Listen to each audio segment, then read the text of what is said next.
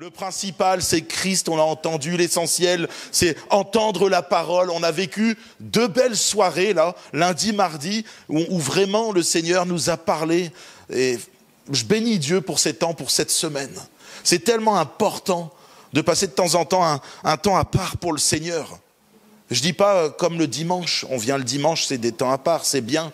Mais là, c'est une semaine à part pour le Seigneur. Et ce que j'aime vraiment, c'est ces temps où on va prier, on va chercher la face de Dieu.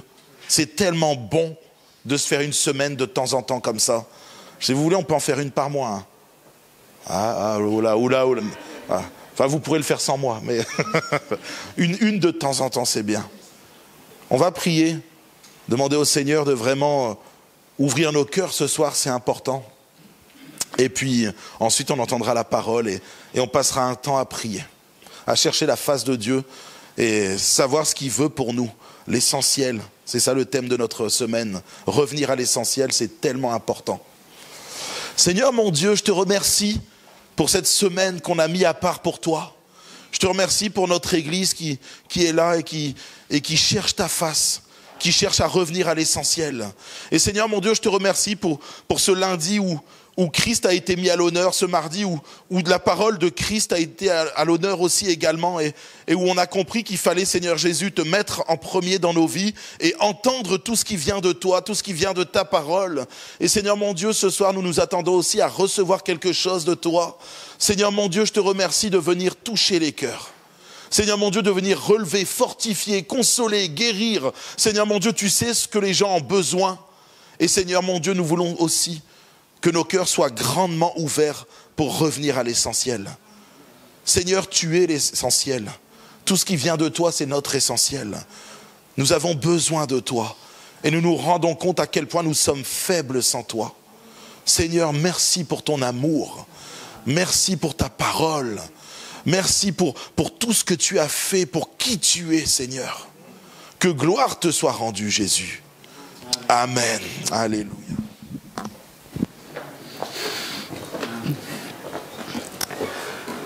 Bonsoir à ceux que je n'ai pas salués. Voilà. J'espère que vous êtes bien présents, que vous ne pensez pas à tout ce que vous n'avez pas mangé.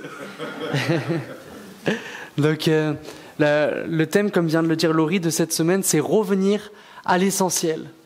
Revenir à l'essentiel. Et vraiment, alors que je priais pour ce thème, voir qu'est-ce que j'allais pouvoir apporter, je réalisais que l'essentiel, c'est de rechercher à vivre le royaume de Dieu, n'est-ce pas? C'est ça l'essentiel. Et d'ailleurs, lorsque les disciples ont demandé à Jésus, mais comment on doit prier, qu'est-ce qu'on doit dire, pourquoi toi ça marche, pourquoi nous ça marche pas? Jésus leur a dit de prier notre Père qui est aux cieux, que ton nom soit sanctifié, que ton règne vienne, que ta volonté soit faite sur la terre comme au ciel. La venue du royaume de Dieu, c'est pas quelque chose que l'on doit redouter en se disant c'est un événement futur cataclysmique et puis on a tous peur quand on entend les prophéties le dimanche matin, le royaume de Dieu. Non, le royaume de Dieu, il doit être hâté. On doit avoir hâte, on doit vraiment demander à Dieu mais que ton royaume vienne. On doit aspirer après le royaume de Dieu. C'est ça l'essence du chrétien. Il y a un règne de justice, de joie et de paix que Dieu veut instaurer sur cette terre et il veut nous en rendre participants. Ce royaume, il se manifeste avec puissance. C'est ce que dit Paul dans 1 Corinthiens chapitre 4 verset 20. Le royaume de Dieu ne consiste pas en paroles, mais en puissance. Et le royaume de Dieu, c'est la puissance de Dieu qui se manifeste. Et Jésus va donner des exemples lorsque Jean-Baptiste va être emprisonné et qu'il va envoyer des envoyés pour aller voir Jésus et lui dire « Mais est-ce que tu es celui qui devait venir? Est-ce que tu es ce Messie qui allait instaurer le royaume de Dieu ?» Jésus leur a répondu « Les aveugles voient, les paralysés marchent, les lépreux sont purifiés. » Les sourds entendent, les morts ressuscitent, la bonne nouvelle est annoncée aux pauvres. Le royaume de Dieu, ce n'est pas simplement ce pardon que l'on reçoit dans le secret, ce n'est pas simplement ces choses qui sont tellement intimes.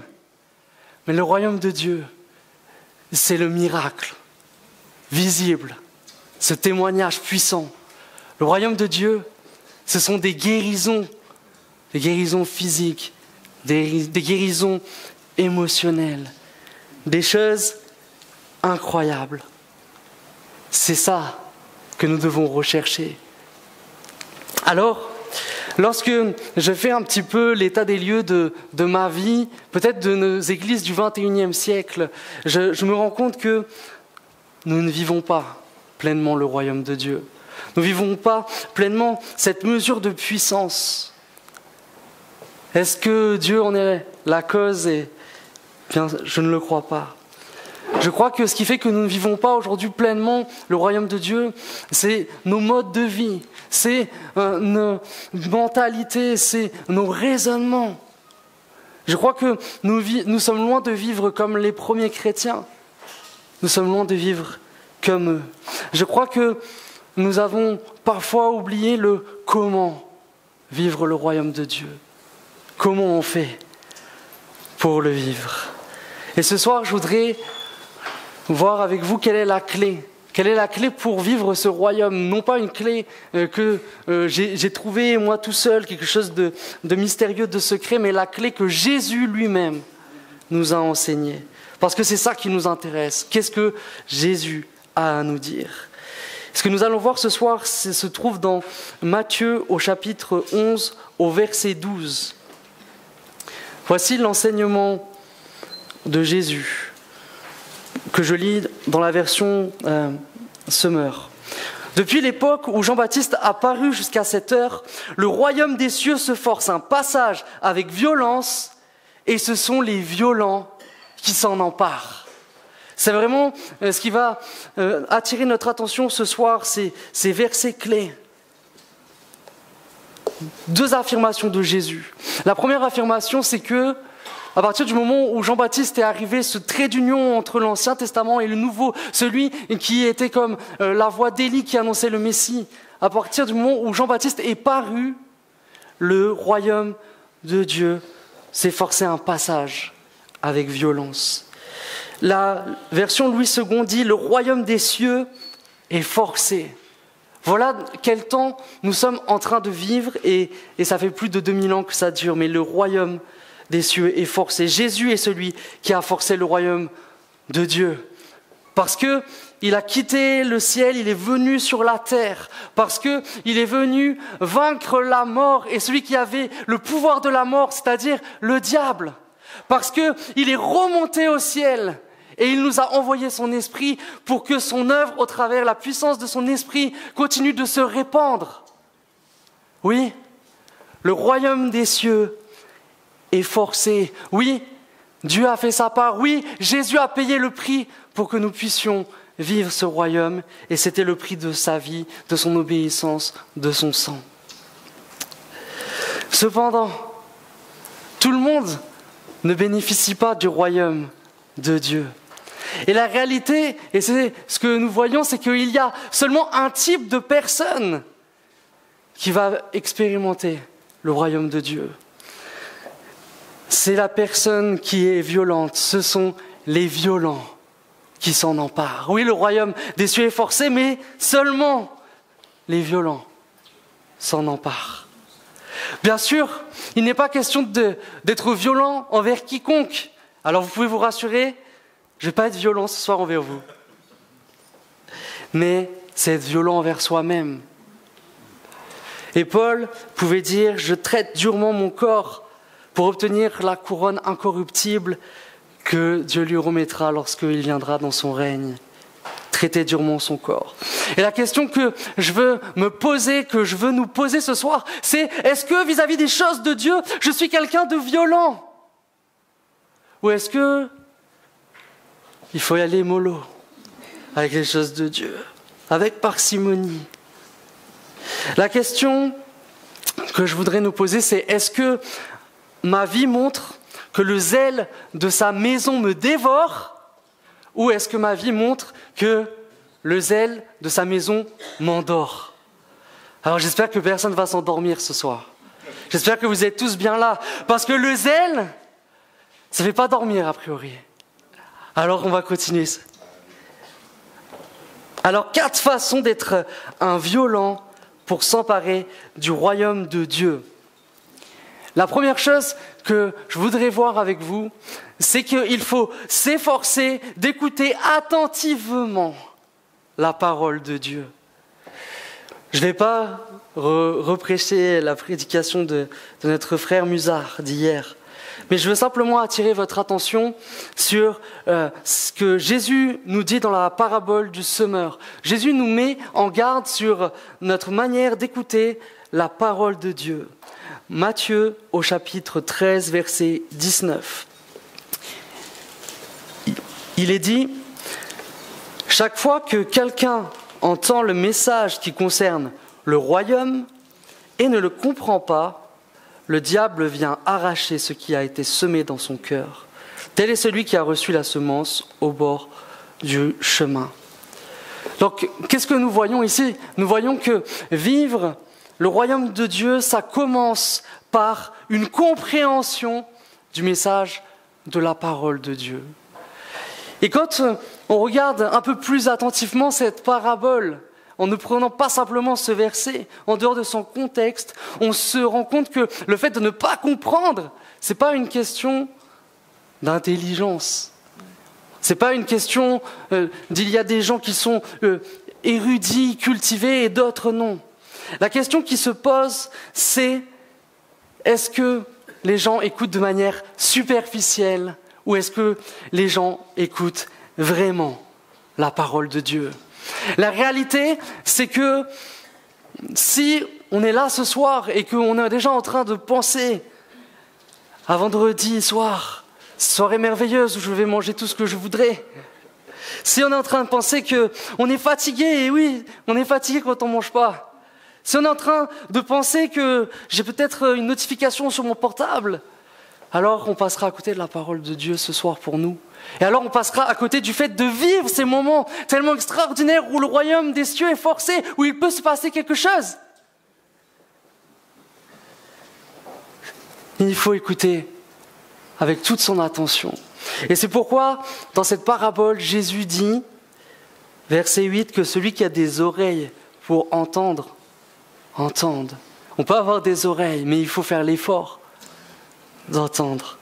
C'est pour ça qu'il dit au verset 18, « Faites donc bien attention à la manière dont vous écoutez, car on donnera à celui qui a, celui qui se nourrit déjà de la parole, qui est attentif, il va avoir encore plus, mais à celui qui n'a pas, on enlèvera même ce qu'il croit avoir. » Et j'aime bien la traduction que nous trouvons dans Parole vivante qui dit que chaque fois qu'un homme entend le message qui nous parle du règne de Dieu et ne s'en pénètre pas, le malin accourt et s'empare de ce qui a été semé dans son cœur.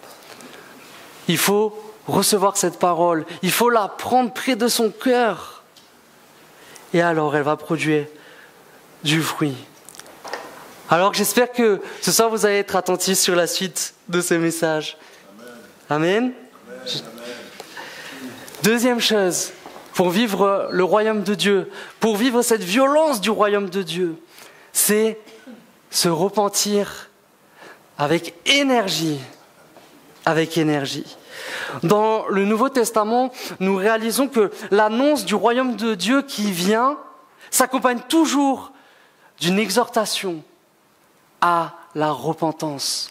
Et Jésus lui-même va dire dans Marc 1,15, « Le temps est accompli, le royaume de Dieu est proche. Repentez-vous et croyez à la bonne nouvelle. » Et Jésus, lorsqu'il va envoyer les disciples annoncer la bonne nouvelle avec le pouvoir de faire des miracles en son nom, il va leur dire aussi d'annoncer la repentance. Repentez-vous, le royaume des cieux est proche.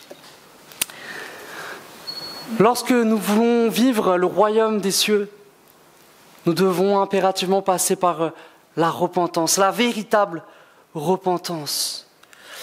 Pourquoi ? Parce que la repentance est déjà une étape tellement importante pour naître de nouveau. Jésus dit à Nicodème dans Jean 3,3, « Vraiment, je te l'assure, à moins de renaître d'en haut, personne ne peut voir le royaume de Dieu.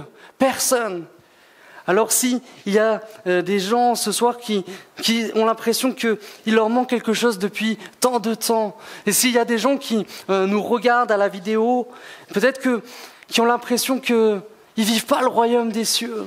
Et la question que je voudrais vous poser, c'est est-ce que vous êtes passé par cette véritable repentance? Est-ce qu'un jour vous avez réalisé l'horreur du péché? Est-ce que vous avez réalisé un jour l'abîme qu'il y avait entre Dieu et vous?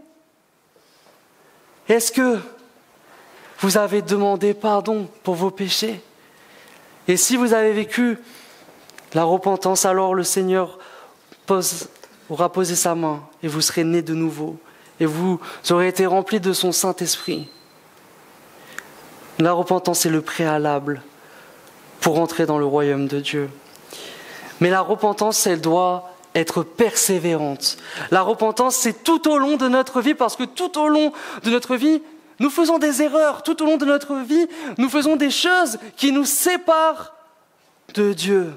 Et si nous ne nous repentons pas, alors, quelque part, nous allons être rejetés, disqualifiés de ce royaume. Nous n'allons pas pouvoir le vivre à cause de nos fautes. Nous devons apprendre à nous repentir. Lorsque on se sent loin de Dieu, tellement de gens me disent parfois, voilà, je me sens loin de Dieu, je ne vis pas le royaume de Dieu, et je leur pose la question, mais est-ce que tu as demandé pardon dernièrement pour tes péchés? Est-ce qu'il n'y a pas quelque chose dans ta vie qui t'empêche de t'approcher de Dieu? Et bien souvent, on apprend que, oui, il y avait un péché là. On apprend que, oui, derrière, il y avait la pornographie. Oui, il y avait des choses là. On ne peut pas vivre la présence de Dieu sans la repentance. On a besoin de la repentance. La repentance, c'est un changement de mentalité, d'intention. Et selon le dictionnaire biblique que j'ai pris, qui était assez intéressant, on peut décomposer la repentance en plusieurs phases. Tout d'abord, la repentance, c'est cette conviction que j'ai péché. C'est le profond regret d'avoir, quelque part, déplu, offensé Dieu. La deuxième chose, c'est la confession. C'est dire, oui, je reconnais que j'ai fait cette chose qui a été un péché devant toi. Je le reconnais devant toi aujourd'hui. La repentance, c'est encore l'étape de dire j'abandonne cette façon de vivre, j'abandonne ce péché, j'y renonce. Et l'étape finale de la repentance, c'est je me soumets pleinement à toi et je crois que tu vas intervenir pour moi. Oui, c'est cela la repentance. Et la repentance, forcément, elle produit des émotions, elle produit des réactions fortes. Lorsque le Seigneur met le doigt sur mon péché, je ne suis pas là comme ça en me disant « Oh, c'est pas bien ce que je fais ». Non, c'est pas comme ça la repentance. Je le ferai plus. C'est plus profond que ça. Dans l'Ancien Testament, on a des exemples de gens qui se repentent. On les voit pleurer, s'agenouiller devant Dieu, jeûner, revêtir un sac au lieu de leurs habits de fête, mettre de la cendre sur eux. Ça, c'est la repentance. Et puis, dans le Nouveau Testament, nous avons l'exemple de quelqu'un qui peut-être ne fera pas les choses aussi visibles, ne mettra pas un sac sur lui, de la cendre. En tout cas, je ne vous jugerai pas si quelqu'un veut mettre de la cendre sur lui. Mais en tout cas, on voit cette parabole du pharisien et du publicain. Le publicain, se tenant à distance, n'osait même pas lever les yeux au ciel, mais il se frappait la poitrine en disant « Ô Dieu, sois apaisé envers moi, je suis un pécheur. » Frères et sœurs, toute notre vie, nous avons besoin de demander pardon. Toute notre vie, nous dévions du plan de Dieu, de ce qu'il nous demande de faire. Mais il faut savoir revenir à ce que Dieu nous demande par la repentance. La repentance, tu sais quand elle a lieu. C'est un temps marqué, un temps dont on se souvient. Si tu ne sais pas, le jour où tu t'es repenti, c'est que tu ne t'es pas repenti, parce qu'on s'en souvient. Alors, pour l'Église qui ne vit plus pleinement le royaume de Dieu comme autrefois, je crois qu'il y a un appel à la repentance, Un appel à la repentance qui est d'actualité, un appel à la repentance que nous trouvons dans 2 Chroniques au chapitre 7, au verset 13 et 14. Et vraiment que cette exhortation ne soit pas simplement une formule que l'on dit parfois, mais que ce soit quelque chose de vécu et quelque chose que nous allons vivre ce soir.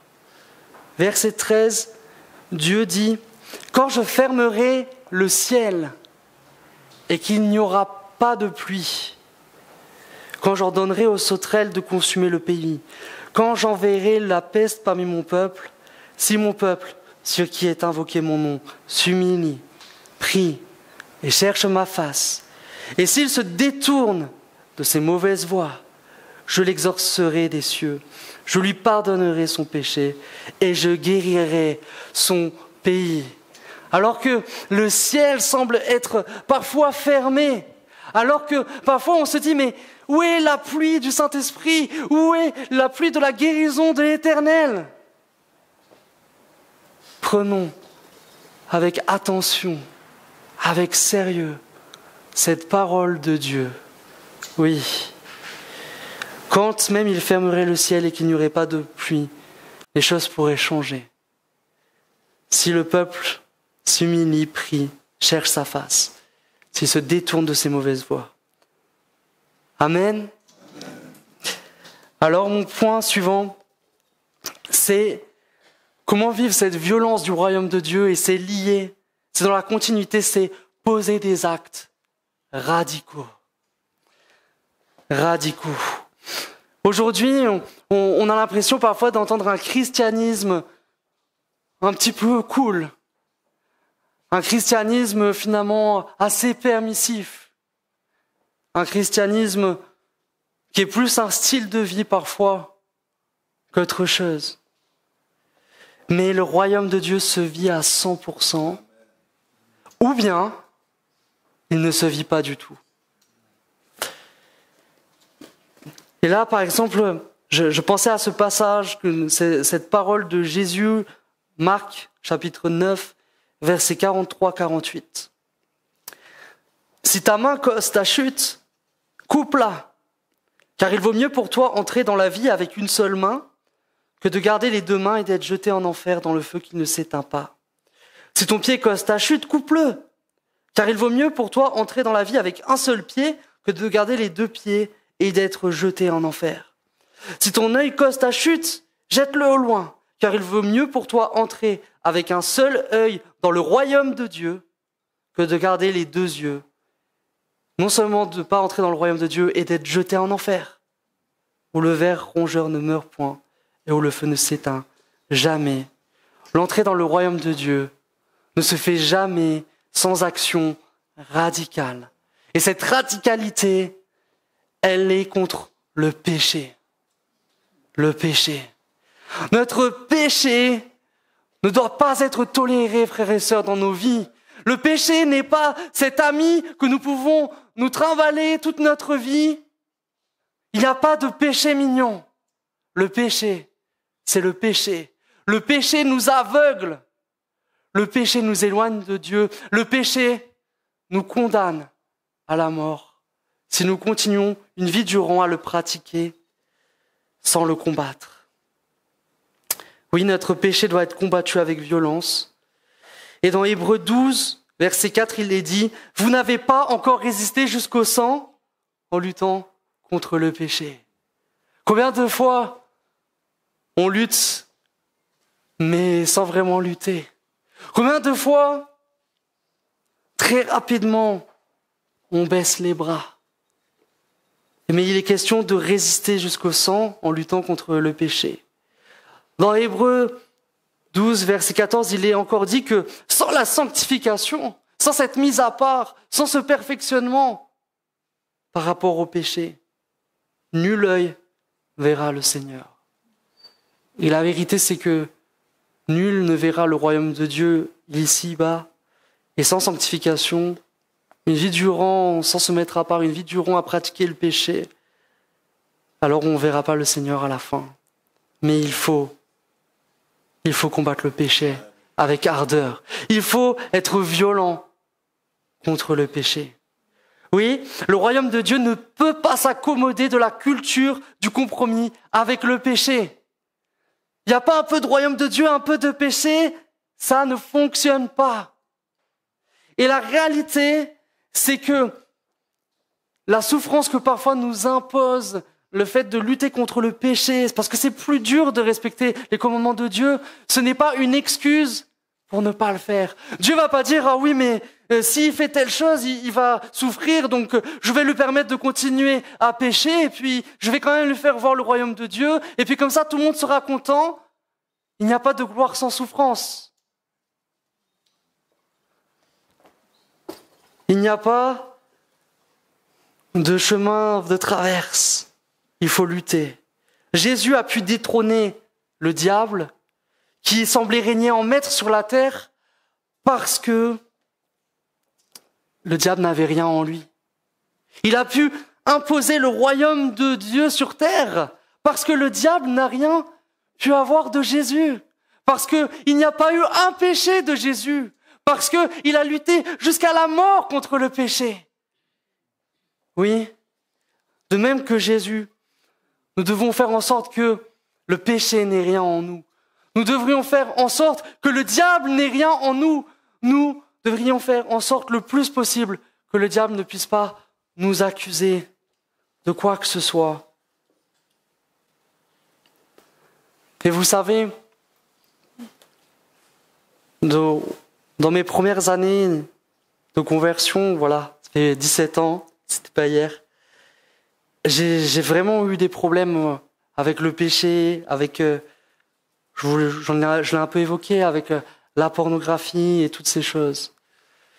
Et la réalité, c'est que je me suis retrouvé à un moment donné à une réunion où il y avait une personne qui avait besoin d'une délivrance, une personne qui était possédée, qui était tourmentée. Et dans mon désir de voir le royaume de Dieu, j'avais tellement envie de prier pour cette personne. Mais en même temps, il y avait cette pensée qui était vraie, qui me disait, mais comment veux-tu lutter contre les ténèbres? Comment veux-tu apporter le royaume des cieux alors que toi-même, tu as une part de ténèbres? Et vous savez, lorsque j'ai réalisé ça à cette réunion, alors là, j'ai pris un acte radical. Et ce matériel qui me faisait chuter, c'était ce téléphone qui me faisait chuter avec toutes ces choses que je n'aurais pas dû voir. À l'issue d'une réunion, je l'ai pris et puis je suis parti de la réunion et je l'ai jeté par terre et je l'ai écrasé et je l'ai écrasé et je l'ai écrasé. Et ce jour-là, j'ai dit, c'est terminé le péché, c'est terminé, le diable n'aura plus cette part de ma vie. Il n'y aura plus ces ténèbres, je le rejette, je ne veux plus de cette vie-là. Et là, le Seigneur m'a amené à aller beaucoup plus loin, libéré du péché. Et ce soir, je veux t'encourager à l'issue de cette réunion. Peut-être qu'il y a un péché qui te tient, mais ne fais pas dans la demi-mesure ce soir. Ne te dis pas, bon, j'ai essayé des choses, et puis c'est pas grave si ça marche pas. Sois radical. C'est marrant, je pense à une histoire. Il y avait un frère gitan qui malheureusement regardait la télé toute la journée et ça lui prenait son temps de communion avec Dieu. Et à un moment donné, il y a un ancien qui va le visiter et il lui dit, mais arrête avec ta télé, tu vois pas que tu es en train de te faire voler toute ta communion avec Dieu, et par là tu pèches parce que Dieu te demande de prier, de lire ta Bible, mais toi tu es tout le temps en train de regarder la télé. Et vous savez ce qu'il a fait, ce frère gitan? Il habitait dans un immeuble et je vous conseillerais peut-être pas de faire exactement ce qu'il a fait. Il a dit, mais oui, c'est vrai! Et il avait ce zèle, cette colère. Et puis, il a pris sa télé, il l'a jetée par la fenêtre. Alléluia. Il n'y avait personne en dessous. En tout cas, l'histoire ne nous dit pas qu'il y avait quelqu'un en dessous. Mais si seulement on pouvait avoir ce zèle, si seulement on pouvait avoir cette ardeur de dire, mais non! Ça suffit! Jette ta télé! Jette ton portable! Jette ta box internet, arrache les fils! Arrête! Seigneur, merci parce que si on le veut ce soir, il va l'accomplir. Amen. Dernière chose, je regarde le timing. Dernière chose, comment vivre le royaume de Dieu? Demandez de manière acharnée. Comme nous l'avons dit, le royaume de Dieu doit faire l'objet de nos prières, n'est-ce pas? De notre Père. Plus précisément, Jésus nous enseigne une chose. Cherchez premièrement le royaume de Dieu et sa justice, et toutes ces choses vous seront données par-dessus. Et la réalité, c'est que on doit premièrement demander dans nos prières, en vérité, le royaume de Dieu. On a des besoins, on a des soucis, et le Seigneur nous demande de lui confier nos soucis, de nous décharger sur lui, certes. Mais premièrement, le plus important, le cœur de Dieu, c'est son royaume. Cherchez premièrement le royaume de Dieu. Alors je regardais le mot en grec « chercher ». Toujours intéressant de regarder la signification. Et en fait, le mot grec c'est « zétéo » qui signifie « chercher », ok, c'est fabuleux, mais dans le but de trouver. Et peut-être que parfois on cherche mais sans conviction. Et on se dit, je serai un chercheur toute ma vie, mais je ne trouverai jamais. Mais la réalité, c'est que nous devons, d'une part, chercher dans le but de trouver, c'est le premier sens de ce mot. Et le deuxième sens de ce mot, c'est exiger et demander. Et la réalité, c'est que nous devrions demander, nous devrions exiger quelque part. Seigneur, je ne veux pas d'une vie sans voir ton royaume. Seigneur, je veux pas d'une vie où tu prends seulement soin de mes besoins, où j'ai seulement une belle maison, une belle voiture, un bon travail. Mais moi, ce que je veux, ce que je désire le plus ardemment, en premier lieu, c'est de vivre ton royaume. Il est question de chercher jusqu'à trouver, ce qui implique d'être acharné, d'être constant, d'être persévérant. Et il y a 2 paraboles de Jésus qui doivent nous encourager à ce sujet. Je vais prendre les 2 paraboles, puis j'arrive à la fin du message. Luc, chapitre 11, versets 5 à 9. Il leur dit encore, supposons que l'un de vous est un ami et qu'il aille le trouver au milieu de la nuit pour lui dire, mon ami, prête-moi 3 pains, car un de mes amis est arrivé de voyage chez moi et je n'ai rien à lui offrir. Supposons que de l'intérieur de sa maison, cet ami lui réponde, ne m'ennuie pas, la porte est déjà fermée. Mes enfants et moi sommes au lit. Je ne peux pas me lever pour te donner des pains. Je vous le dis, même s'il ne se lève pas pour les lui donner parce que c'est son ami, il se lèvera à cause de son insistance et il lui donnera tout ce dont il a besoin, parce que c'est la nuit, il veut dormir. Donc l'insistance fait que cet homme, en tout cas, lui donnerait ce qu'il lui demande. Et Jésus dit, moi je vous dis, demandez et l'on vous donnera, cherchez et vous trouverez, frappez et l'on vous ouvrira. Amen, vous croyez ça? Vous voulez importuner le trône de Dieu ce soir en demandant, Seigneur, fais quelque chose jusqu'au milieu de la nuit? On va commencer jusqu'au début de soirée, mais pour le milieu de la nuit, vous allez pouvoir faire ça chez vous, si vous le souhaitez. Luc, chapitre 18, versets 1 à 8, 2e parabole. Pour montrer qu'il est nécessaire de prier constamment, sans jamais se décourager, Jésus raconta à ses disciples la parabole suivante. Il y avait dans une ville un juge qui ne craignait pas Dieu et qui n'avait d'égard pour personne. Il y avait aussi dans cette même ville une veuve qui venait constamment le trouver pour lui dire « Défends-moi mon droit, défends mon droit contre mon adversaire ». Pendant longtemps, il refusa, mais il finit par se dire « J'ai beau ne pas craindre Dieu et ne pas me préoccuper des hommes, mais cette veuve m'ennuie. Je vais donc lui donner gain de cause pour qu'elle ne vienne plus sans cesse me casser la tête. » Le Seigneur ajouta, notez bien comment ce mauvais juge réagit.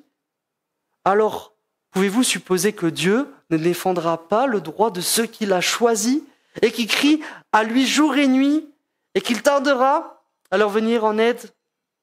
Moi, je vous dis qu'il défendra leurs droits promptement. Seulement, lorsque le Fils de l'homme viendra, trouvera-t-il encore la foi sur la terre?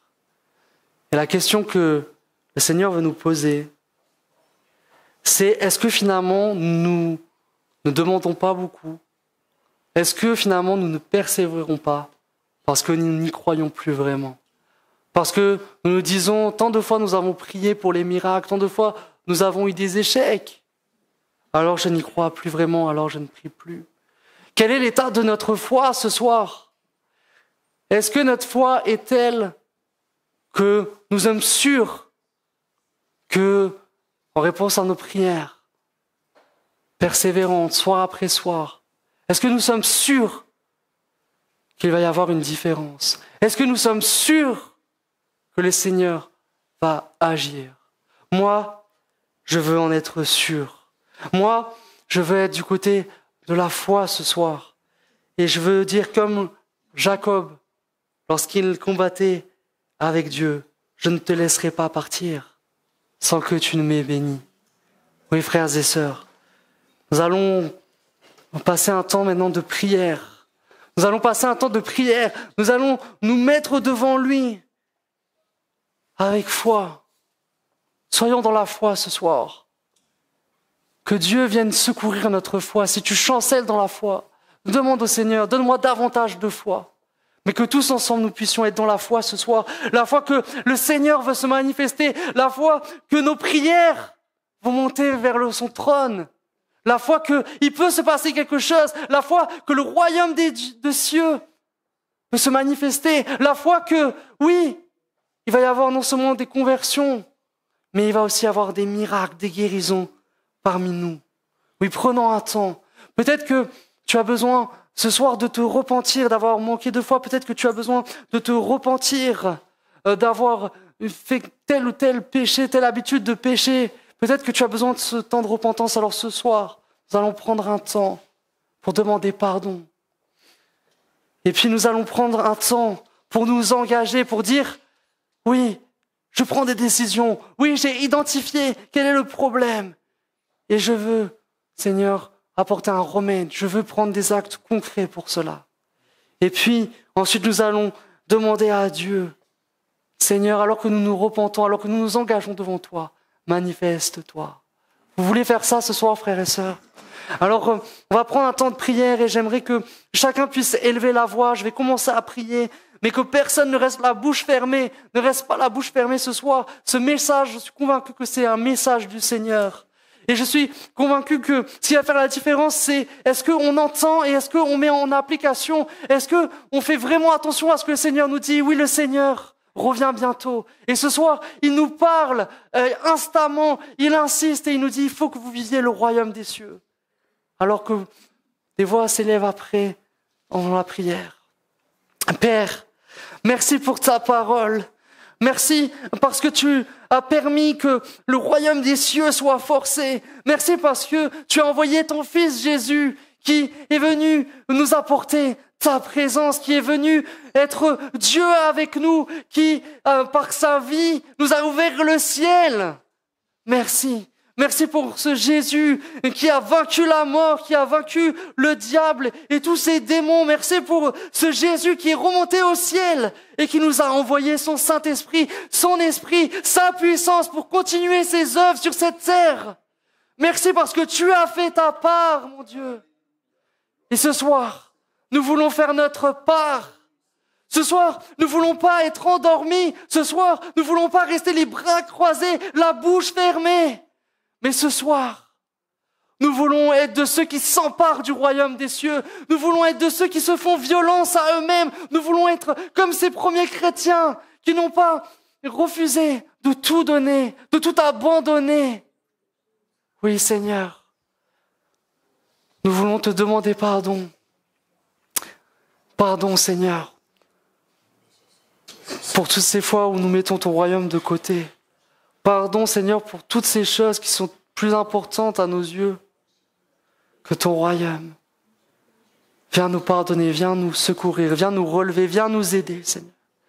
Viens nous aider à faire ce qui nous paraît impossible. Tu es un Dieu de grâce, c'est toi qui crées le vouloir et le faire. Tu nous as tout donné pour que nous puissions vivre cette vie. Seigneur, et manifeste ton royaume. Au milieu de nous, c'est notre prière. Amen.